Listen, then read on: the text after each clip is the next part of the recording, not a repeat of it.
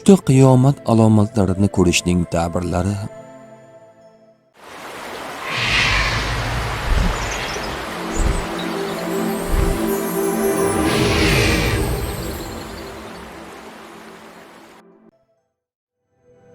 Agar siz tushingizda qiyomat alomatlarini ko'rgan bo'lsangiz, bu odatda ichki qo'rquv yoki hayotingizdagi katta o'zgarishlarga ishora qiladi.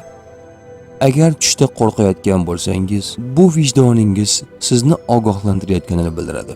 Balki siz biror ish yoki qaror haqida ikkilanyapsiz. Agar o'zingizni xotirjam his qilsangiz, bu yaxshi belgi. Siz qiyinchiliklardan qo'rqmaydigan yoki ichki tinchlikka ega inson ekanligingizni bildiradi. Agar atrofda vahima, odamlar qochayotgan bo'lsa, bu hayotingizda bosim yoki stress borligidan darak beradi. Yana bir muhim talqin, bu tush eski davr tugab, yangi bosqich boshlanishini bildirishi mumkin.